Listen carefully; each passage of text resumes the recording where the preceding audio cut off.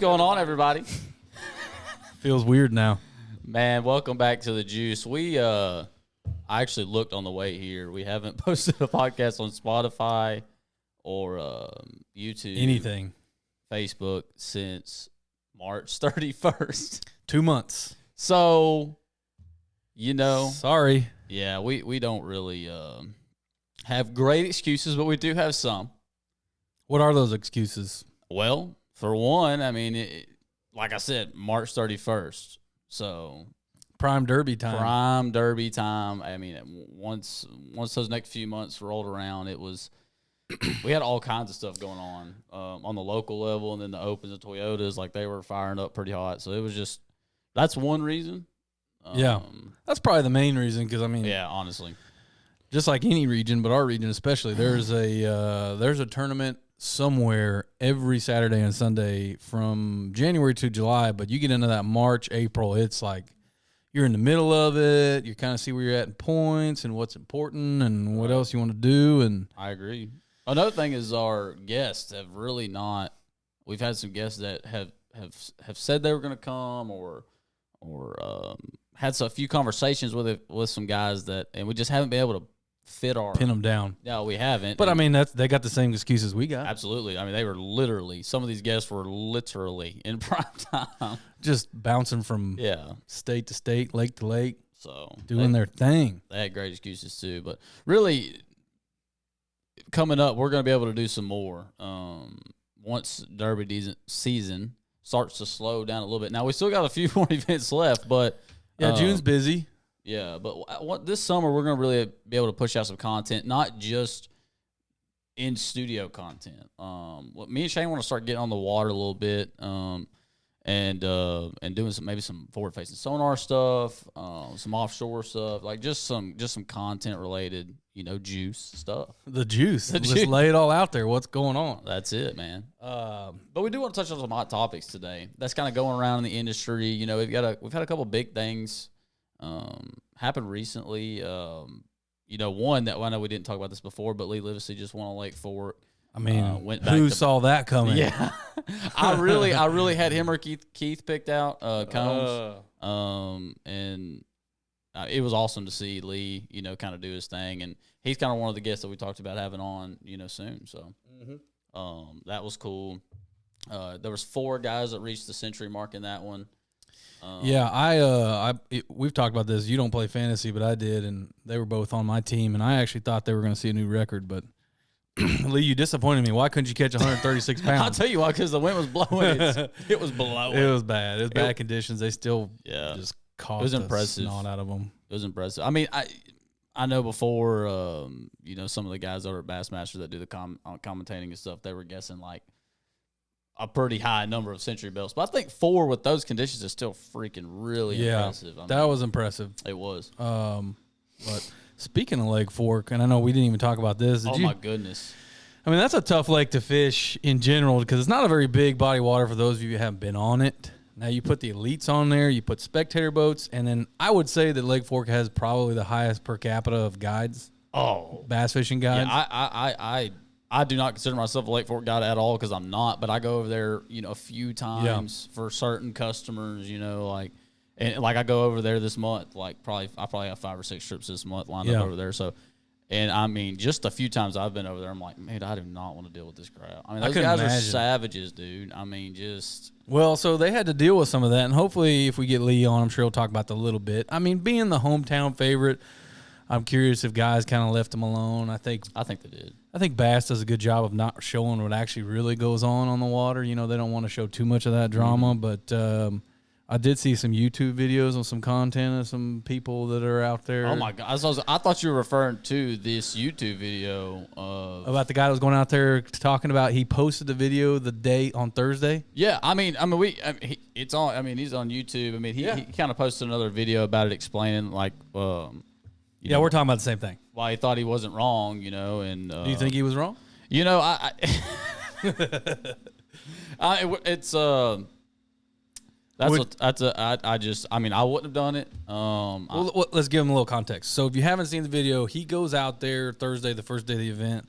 Obviously covers Lee a little bit, covers some other people. I didn't watch the full video, but my it was Billy Lawson. Yeah. I mean, there's no reason. No. Yeah, it's on YouTube. It's on his channel. So we had a phone call. I muted that so that wouldn't happen. But it was Billy Lawson and just turn the Bluetooth off or mute that. There we go. The blue. You can leave it on. It was Billy Lawson, and and it doesn't matter if we refer to his name or not because he put it on YouTube, and he does. It's on his channel, and he posted another video about why he didn't think he did anything wrong. Yeah. And when I watched the video, it actually like really caught my attention because he said when he like walked in, like I guess a local restaurant there to like get some food or something, like Matt Robertson and another guy were sitting there, and he said that Matt was like, "Are you that guy that's?" Oh, yeah.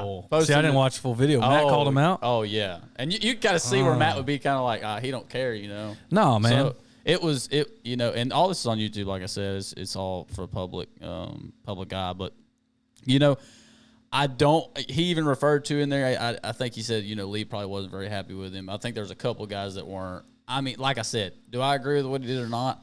I'm just going to say I would have never done it, and I'm gonna leave it at that. Because if you watch any of the video, Lee leaves and he like films, pans around, and then. But he said he didn't give any coordinates out. He didn't, but he kind of looked at his graph, like he shows you, that. And if then you would really pick it apart, you could figure it out. I mean, I would think so, but no, he did not give any coordinates, and you can. That's up to y'all to decide if what he did. Yeah, go watch it. I mean, we're giving this guy some. Yeah, I mean, some content here. I'm not saying good or bad about Billy at all. So I've never met him. I've talked to him very few times. So never met him. I'm not bashing anything. I'm just saying videos out there. I wouldn't have done it. That's all I'm saying. So it's kind of a trend though with YouTubers to be a little controversial. Maybe get a little. Well, he starts his video saying like controversy seems to follow him everywhere he goes. Yeah. But he also said that's part of his job, which is kind of true. But anyway, Correct. I wouldn't have done it. I'm with you. I wouldn't have done that. Right. I definitely would not have posted it during the tournament. I think that was a big complaint. That's like, man. I think that was a big complaint. I get it. There's a lot of people that were not happy about it. I'm sure there were some guys that were happy about it. Maybe somebody would get in his way and slow his ass down. No, I mean like not angler wise, but like people around Lake Fork that are like, oh yeah. I mean, like, he gave away some good information. Learning a lot. Yeah. Learning a ton. Yeah. No, I thought that was pretty interesting. That's kind of, I saw that bouncing around a bunch, people talking about that. But Lake Fork is one of those lakes that you cannot get away. They couldn't even get away from each other, let alone spectators and other guides. So. No. But what else we want to talk about? Well, what's our next hot topic here? Man, tournament participation. Yeah, so this has been a topic that's been brought up a couple times around here. Once again, Shane, being the owner of Tackle Addict, he hears about it all. Here's everything out of Tackle Shop. I think a few other people have referred to it about tournament participation and why it's down. At least it is in our area for certain tournaments. Yeah, I'd be curious if other like Gunnersville, Chickamauga, other big popular lakes are seeing, overall team events, I should say, are down. There are some events that are still up, Opens, Toyota Series. I mean, wasn't there a couple Toyota Series? Wasn't there one on Gunnersville? There was 300-something boats in it? Yeah, and that's wild. And that one to me is obviously because the Toyota Series Championship is on Gunnersville in October. So you had a bunch of guys gunning for that lake. Yeah. Trying to get a little bit of pre-practice on it just to Might get as well. You know what I'm saying? And Smart. To be honest, I would have won if I could have got in, but I couldn't. I've never been to Gunnersville, and we have a big off-limits period for that Toyota Series Championship. Mm-hmm. So I mean, it made sense why they were, people were fighting and clawing to get into that event specifically. But more on our team stuff, our big team circuits around here are like Bass Champs, Texas Team Trail, Outlaw Outdoors. Outlaw Outdoors just came on the scene in the past. I'd say they got really big in the past several years. Last 2-3 years, they started pumping out 200+ boats tournaments. Mm-hmm. So another big team trail there. But these numbers are down from what they were. I'm not going to say that they're low because I've heard, this is just my opinion. I can remember in 2018 rolling out in a Texas Team Trail with 320 boats. Mm-hmm. I remember that. But I think that was just above the average. Like, I don't think that was the bar, is what I'm saying. I don't think the bar was 300. because we're saying numbers are down, but we're still drawing 200 boats in some of these tournaments, and that's really not that bad. Yeah, I don't even think the average is 200 this year. So what doesn't make sense to me is you have record boat sales, you have a record number of, and we've talked about this on previous episodes, fishing license sales. What was like 10 million? Correct. During the 10 million, pandemic. and they're obviously not all bass fishermen. We get that, Right? but you got record sales across the board, boats, tackle, fishing licenses, but yet tournament participation has been trending down since 2020. I don't think it's COVID related. I don't think it's any of that. I don't know. There's a couple different reasons, really. I mean, fuel prices don't help. No, they don't. But I don't think it's driving away that many. I think no. I don't, but I do. So this is what I'm thinking. I think it's been over the years, especially probably the last 3 or 4, bass fishing is a sport that's just gotten really expensive. Mm-hmm. So I think the gas prices maybe just was a cherry on top. Is what I'm kind of getting at. Like these guys, it's hard for any of us really to go out and do it because it's gotten retarded. I mean, let's just be honest. The bass boats, if you want like a new one and you're talking $80,000 is starting to become a minimum of a new boat that's rigged out. Pre-electronics. Yeah, I mean that's with 2 graphs. We're just any brand at this point, Nitro, any of them. Like, it's starting to become the norm to spend $80,000 on a brand new bass boat, and that's probably cutting it really low. Once you add that monthly note into that, and then like gas, of course, now it's gotten kind of ridiculous to where some of these guys are like, what's the risk reward ratio here? Like, what? Yeah, we were talking about this before. I think you're onto it there. I think it's the risk versus reward. If we circle back to what we were talking about, the Toyota Series Championship, I'm going to go out on a limb here and say that's probably the best payout in bass fishing. I mean, that is, if you can get into the Toyota Series Championship, it's a no entry fee championship. Correct. And the payout is massive. I mean, we're talking close to classic. I mean, what is it? 300? 200. It's 200 and grand then for the win. But then if you have also a Phoenix, it's 235. Okay, then you got, but there's other bonuses. I think they got rid of it. There was last year. There was a bonus for being the highest placing finisher per division, and that was another 10 grand, but they took that away.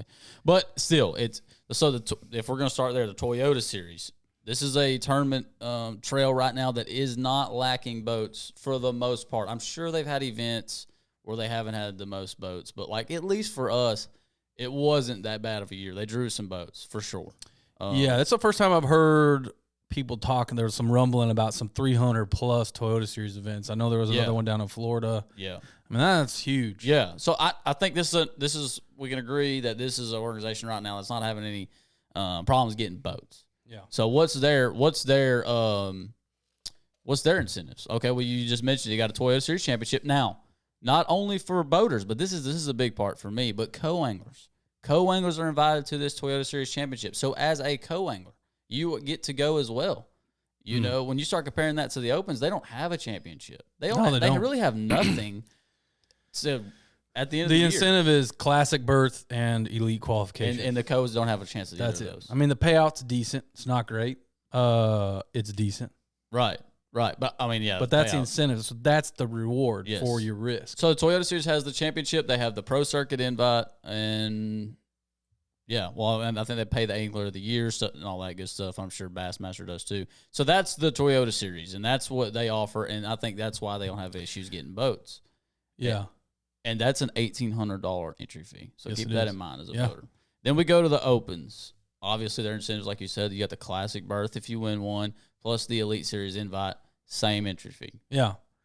So you think, what if a lot of the guys, because you look at the Opens, to get in the Opens is extremely difficult. It's a fight. A long list. I mean, you either got to have a priority entry code, or once you've fished them and you fished all in division, you get priority entry for the next year. Here's a theory. What if a lot of our team guys that would normally be fishing teams, are going after these Pro Circuit trails, these qualifications through the Toyota Series? They want to qualify for the championship and for the Pro Circuit, and they want to qualify for the elites. And now they're spending all their money On these big expensive trails, fuel prices are up, boat costs are up, tackle costs are up, everything costs more money. Maybe you got to make a decision. If I want to try to push and see where I can, what the highest level I can achieve is, whether that's qualifying for the elites, I can't afford to fish that makes sense. The team trail. So we're losing some of our local team guys to these bigger pro-am tournaments. Well, maybe because they've got better incentives. Well, I mean, I guess it's opinion based, like what you want to do as an angler and stuff, but I think it's kind of there's a lot of reasons. Yeah. That being one. But that's actually something I didn't think of. I mean, that's very possible. I know for me, I don't, we didn't fish everything. No, since I've fished in the Opens and Toyotas this year, I haven't been we hadn't really fished that many team derbies. We haven't fished the whole circuit yet. We've paid team trail. We paid team trail. Team trail. We've paid our. We didn't go because I had an opener. You know what I'm saying? So. That's a good one to bring up while we're on team trail. So team trail, let's look at that. Their championship, to me, I like team trail organization, but that is not a true championship in my opinion. To qualify, all you have to do is enter all of them. You don't even have to fish them. This is Texas team trail. You can pay your money and go to the championship. You don't have to qualify. Like we did. Yeah, like we did. We didn't go to Texoma. Right. We just paid so we could go to Choke Canyon next week. Yeah. That's awesome. You also have to pay an entry fee. I'm not a huge fan of that. I know it's very hard for these tournament organizations, but I'm gonna get somewhere with this. I think we have to start demanding more out of our tournament trails that we're fishing. And what I mean by that is there used to be more of these no entry fee championships. I think in recent years with, you talk about those peak years of Bass Champs and Triple T and all of them where they had these 300 boat fields, it shed some light on the ability to make money as a tournament organization. I understand that being a business, and I think they should be compensated for their efforts and what they put on. I think all these trails, they put on a great event. They have a nice stage, good social media, good exposure for, they for the need to anglers. make money. They do a great job, and they deserve to make money. For sure. But where's the line? Yeah. Maybe that's part of it. Maybe the payouts aren't as good anymore. Oh, no, that's 100% part of it. Yeah. I mean, and while we're on that, I mean, this is something I brought up to you, and this is proof in the pudding right here, if you don't believe me. Brandon Belt. Mm-hmm. Brandon Belt Fishing put on a tournament. And let me just start off by saying I know not everyone's going to be able to put on a tournament with $100,000 guaranteed.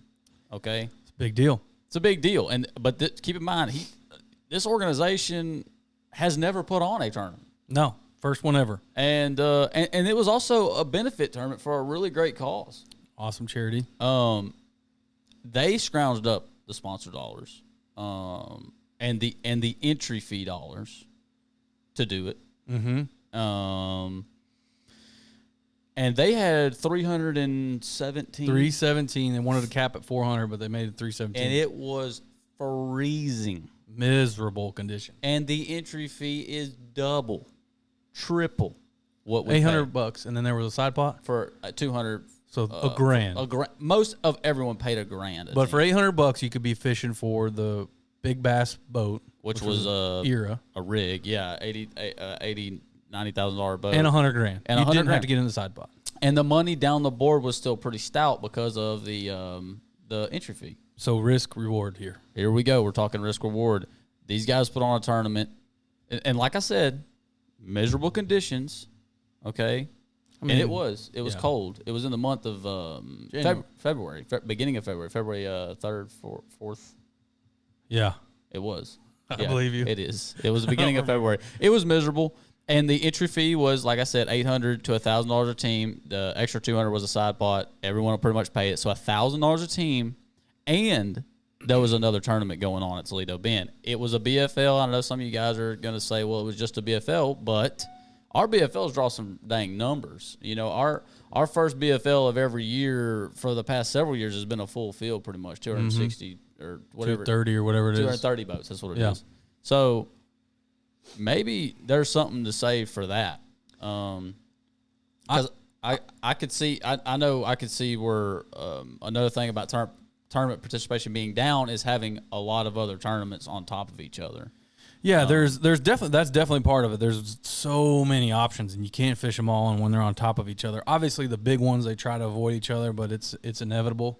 I mean, Toyota Series and Opens, they always kind of overlap. That might be on purpose, but they'll never admit that. But it does happen, and I could see where that would take numbers away from certain people. But that's why I brought up the Brandon Belt Fishing Tournament, just because it's an example all the way around, because there was another tournament going on.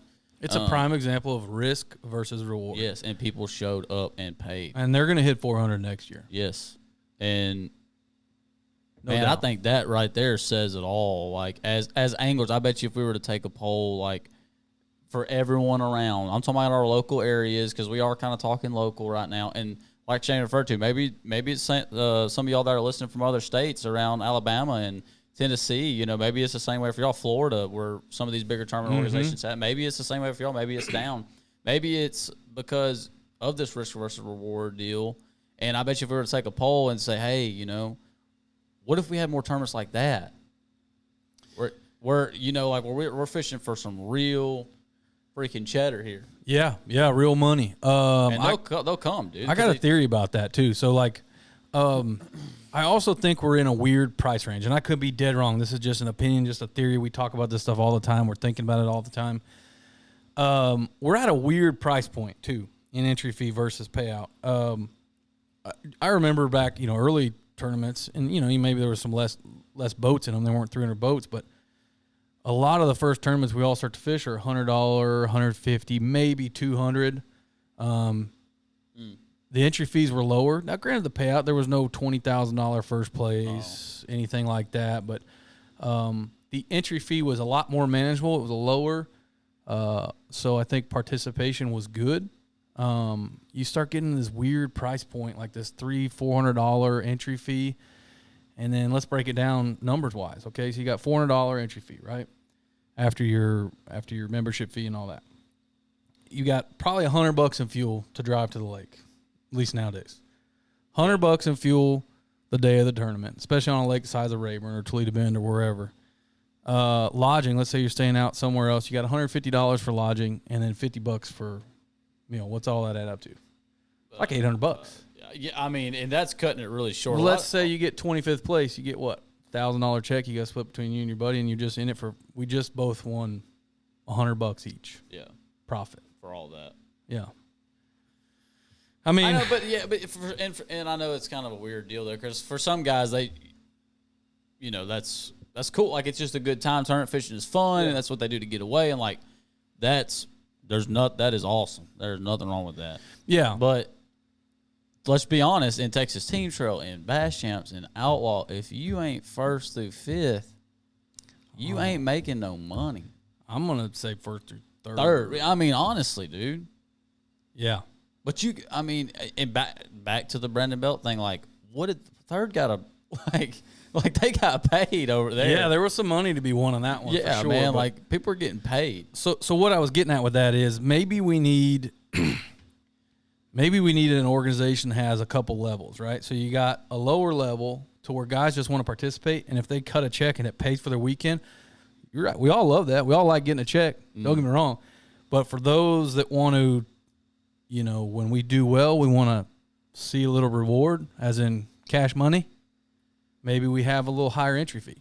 So we go back to the $150 team tournaments, and then we have a $800,000 team tournaments. And I think that's kind of coming anyway. Yeah. There was that TTO Pro Team. And then I don't know what I'm supposed to say or not supposed to say, but I know I've had some conversations with the Brandon Belt Fishing Organization. I think they're working on a trail. And rumor has it, I hope I'm not going to get in trouble for this, no entry fee championship. Obviously, that's not set in stone. I'm not speaking for them, but those conversations have been had, and that's an organization that's looking to, what do tournament anglers want? What's missing? What is not happening out there that we can do different? So yeah, because look, since Outlaws came aboard on Rayburn, there's not much room. There's really not much room for any other tournament organization to come and be competitive. So what do you got to do to set yourself apart? Stand out. I think they've pretty much said it. That will do it. That'll do her. That'll do her, bud. that'll raise some brows. Yeah, that's what I'm getting at. You know, circling back to, we got to start demanding more. And I hate to use the word demand, but we got to start asking more of our organizations. Like, hey, look, this is what we want. You know, this is what we want to see out of it. And maybe some changes will happen, and we'll get some better participation and some better payouts. There were some other. Did you watch the Tackle Talk Live? Yeah. That's right. We talked. I watched a little bit of the Tackle Talk Live podcast. I didn't watch it all, but I got to. I think I listened to a little bit of what Clint had to say on there, and a little bit of what Mark McGraw had to say on there, and it was definitely a big difference in what the two had to say. You know, watch the Mark McGraw one. Yeah, he was on the same podcast towards the end. Oh, oops. Yeah. I mean, Mark was just. It just wasn't the same, really. You know, his answers really weren't. What did he say? I mean, he was pretty much just. And Mark McGraw, for those that don't know, he's a Toyota Series tournament director. But their numbers aren't necessarily down. No, so it wasn't really. You know, it wasn't really. Yeah.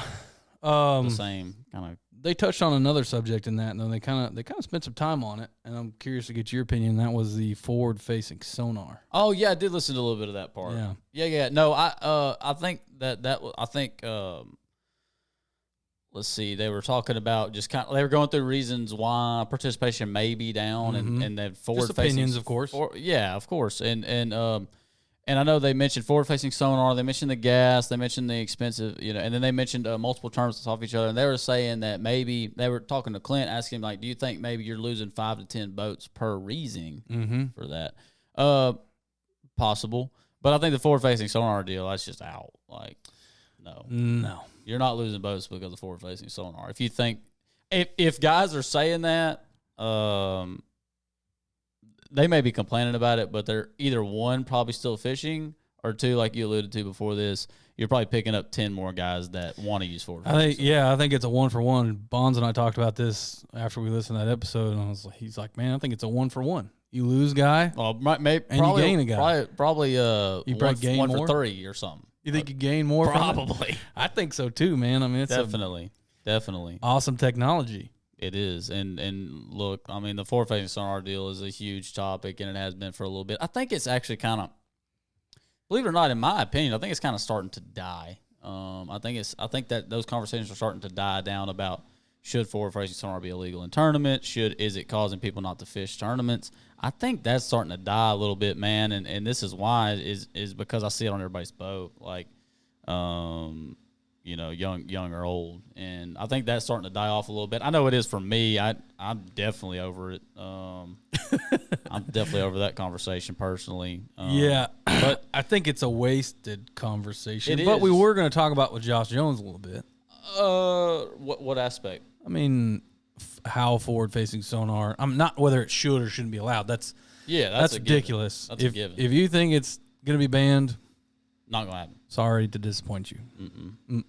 Come take it off my boat. Every major brand that sponsors every major organization in fishing has a forward-facing sonar now. Yeah. Humminbird, Lowrance, Garmin. They all have one. Lord knows, PowerPole's probably going to make one. Probably. I mean, I'm surprised they don't have graphs yet. I mean, so you got so much money in the industry behind that technology, and it's only getting better and better and better. And these companies make so much money, and they sponsor every organization out there. It ain't going anywhere. No, and I don't think it's causing any. And look, I can't even personally say I've heard that. I know they mentioned on Tackle Talk where they've said they've personally talked to people that said, I'm not fishing these tournaments because I ain't got. They did a poll. They did a Facebook poll, and some people put on their forward-facing sonar was the reason. Me personally, I've never talked to anyone that's told me that. So I've only seen videos. I know a couple of other YouTubers have made some videos about it. And they said they were not fish tournaments. No, they said that they think it's an unfair advantage. They think it's a technology that's exceeded what's right. Man, I'll be honest with you. We have a freaking unfair advantage over fish, okay? Like, I want every advantage possible. Like, we are throwing fake lures at these things trying to get them to bite. Yeah. Like, they have a big advantage over. Like, they beat us all the time. Like, I want every advantage. Humble us. I want every advantage possible over them jokers. Like, yeah. They beat us all the time. I mean, it definitely gives you the opportunity to catch fish that you wouldn't normally catch. Sure. But for sure. I mean, That's awesome to me. Clint also brought up another thing. He said, I'm not so sure how much of those guys that say they won the tournament because of the technology are actually... Oh, 100%. Absolutely not. Did they catch every single fish with that? No, they're not. I can't say that for sure, but I know that me and even me and you, or me and you individually, like when we've fished derbies on this lake where we straight live scope all day long, drop the trolling motor, get to work. Keep your head down. And still not every one of them. I wouldn't necessarily say no. Do you catch the fish because of it? Kind of, yeah, but I wouldn't say you watch everyone eat your bait. It's kind of hard to say that. Yeah, you might help you line up, whatever, but 360 does that. Absolutely. There's other technologies. It's just being efficient, man. That's what I take a lot of electronic trips. Hell, I got one after this today. I'm taking a trip today and just focus on electronics here on Rayburn. And look, man, that's what I try to tell everyone is like, I use this technology to be as efficient as possible. Like, that's all it is efficiency and just making the right cast 100% of the time, or trying to. You're not going to make the right cast every time, but you know what I mean. Like, narrowing down these bad casts or uneventful, unuseful casts through the day. Because that's what it's about, man. Like, that's what it's all about to me. Just being super efficient. And I think that when everyone's operating at that high level, like, that's awesome to me, because that means everyone's operating at a super high level and we're super competitive. And I think that's why you see these freak bags getting weighed in on. And I'm not saying they didn't used to get weighed in, but like, it's quite often now that you see these big bags. Speaking of freak bags, apparently it's going off again in what was Central Texas. What was that, man? I don't know. There's some 40-pound bags to be had out there. They're, OHIV just has not stopped. Like, hold on a minute. I thought it was Lake Worth. Well, okay, that's going on too, but OHIV I don't know. That was OHIV still just, they're catching DDs. I mean, that place, a lot of people said it would fall off. It's just not. And here we are, just sitting here. Yeah, here we are. At Captain Ron Studios. We could be out there. We're going to choke soon, though, so we can't be too. I know. I'm disappointed I didn't go this week. Choke Canyon. So, what subject we're on for, fishing sonar? Yeah. Yeah, that's all I wrote down. Yeah, I mean, that's my deal with it. I mean, I don't know what else to say about it, really. Nah, it's not going anywhere. Give it up. All the people out there. And I know some really good fishermen that put on their boat and immediately have negative reactions to it. Oh, absolutely. Like, I can't fish like this. It's not for everybody. And that's fine. And they'll still have their, the concept that, like, now if you don't have it, you're never going to win ever again. Oh, that's absolutely false. Nonsense. Absolutely false. Nonsense. You do not need that technology to win. You do not. No. So, yeah. What else we got, man? I don't know. We got something else. No, that's all I wrote down. Really, we were very unprepared for this. You ain't got something else wrote? No, man. We said we were just going to wing this one. We didn't have a guest. We didn't have time. We honestly felt bad because we haven't posted anything in 2 months, and we've had, some friends and our faithful listeners going, "Did you guys quit?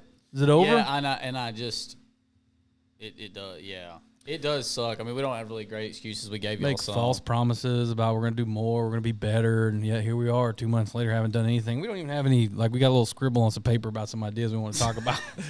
But to be fair, like, we did actually have a lot of stuff going on, and especially with the tournament deal, and yeah. Yeah. No, there's all kinds of really good topics we want to talk about and other good guests. One topic I think we need to touch on is co-anglers. Yeah, no, people have mentioned that quite a bit, actually. We need to do an episode on that. Mm-hmm. And I know we've talked about that before. We're got some freaking co-angler hammers on. Yeah, here. what's that guy's name? Keith something. The guy's won multiple boats. Yeah, I had one the final day of the Toyota, a co-angler hammer. He's won like I think 2 opens out of the back of the boat or something like that. And I was like, oh my gosh, of course. Don't do it to me. Yeah, I forget. Joe Lee, my man Joe Lee. Joe Lee. Me and Joe did not have a great start to our morning, man. No, the last day me and Joe didn't have a great start. What happened? Well, the final day of the Toyota, this was the most recent one. I don't forget the dates on it, but it was the final day, and the top 25 got the final day, and I was in 4th. And we had a fog delay that morning. It wasn't I didn't have a great starting spot anyways, but We had a fog delay that morning, and we got. You had a great start spot. You just know how to fish it. No, I had a terror. I did not have a starting spot. Blank, nothing there. Starting spot. Whatever. So, anyways, I roll on, and I go to my, I guess technically my starting spot. Yeah. And Keith Combs is in the lead, and he's got about 1 million people following him. Who would have thought? And they blowing my doors off, just whoa, whoa, whoa, whoa, and they're running over the top of what I'm fishing. I'm like, I'm not going to catch anything here. And I'm about to pull the trolling motor, and I'm pretty much like, I wanted to stay in the top 5. Like, that was my goal, because I knew I wasn't probably going to catch Hayden or Keith. They had a really big lead on us, like 11. Oh, yeah, they were 11, 12 pounds. They were out there. So I knew, my goal was to stay in the top 5 because it's still a lot of money, right? Like 4th was like 10 grand, and I was like, I want that freaking $10,000 check. So I'm gonna fight for it. Well, they run past it, and I'm just dragging a shaky head on some stuff, and one actually picks it up. Like I was about to leave, and he actually picks it up after they just ran over their heads, and it ain't real deep. And I'm like, no kidding, someone's got it, And I rear back, I set the hook, and I got this joker.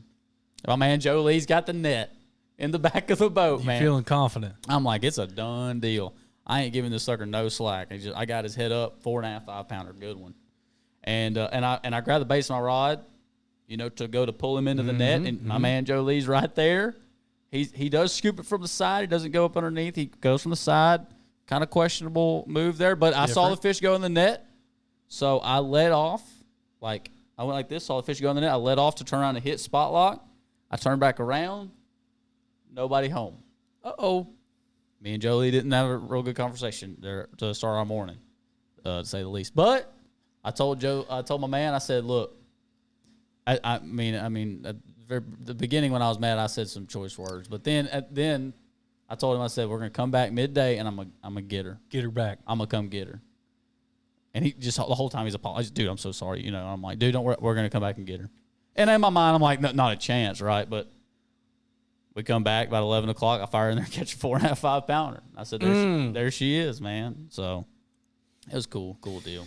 Meant to be. It was. But you exchanged some pleasantries with your co-angler. I did. That was the first fish of the day? Dude, I hadn't had a big bite before 11 any day of the tournament, and that was early, 8:30, and I really thought it costed me everything. I thought it costed me a lot. But it didn't. But it did not. My man Joe Lee. Joe, we're good, man. Joe, don't do that again.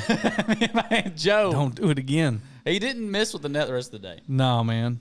Netting is a weird responsibility. It's very very nerve-wracking. It is nerve-wracking. You've netted for Keith Combs. That is one man that I would never, ever recommend netting a fish for. It is the scariest moment of your life.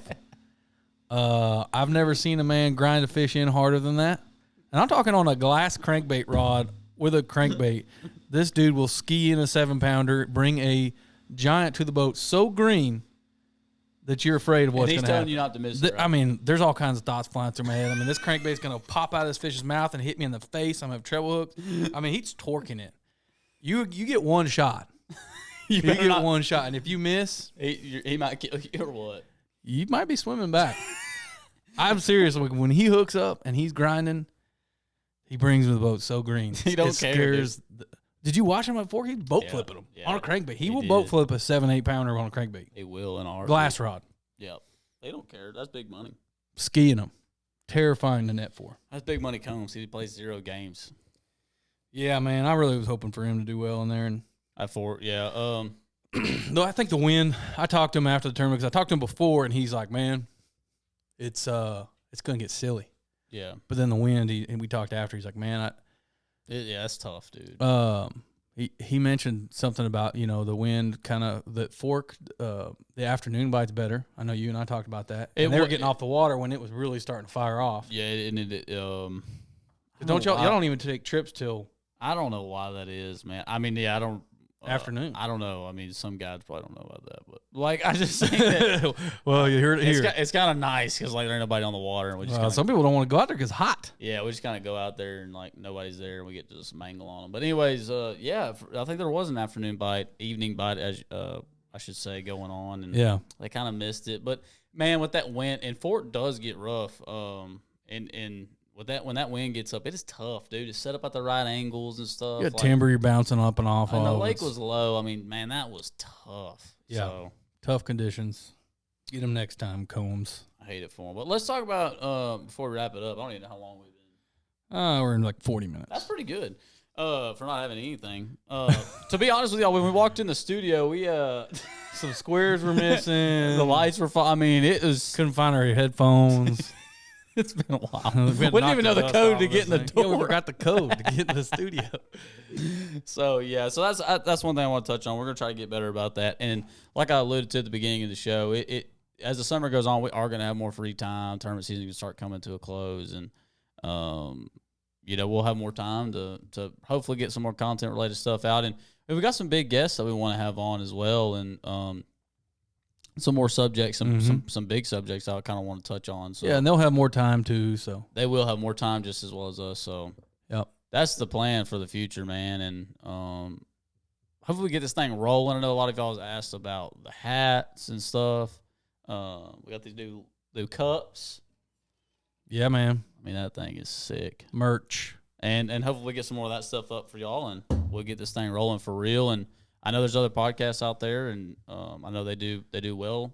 Lots to listen to. But lots of good stuff. I think we got a little different angle, like we said at the very beginning of this thing. And let's go win choke. Yeah, we're gonna go win some Choke Canyon. What was that? A little glitch. A little glitch. I think that's gonna be it, man. Unless you got something else. Nah, man. I'm feels good. Feels good. Feels right. Feels good to be back in the saddle. Just doing it. Well, we'll be better about it, but we do have some good guests. I think Lee, Josh, maybe, never. He's a busy man. Yeah. Jordan Lee. Yeah, be a good one. He said he would come on as well. Yeah, we'll get some guys on here and we'll get it going again. But in the meantime, I'll get out there. It's summertime and fishing is good. Yes, sir. It's good. Till next time, boys.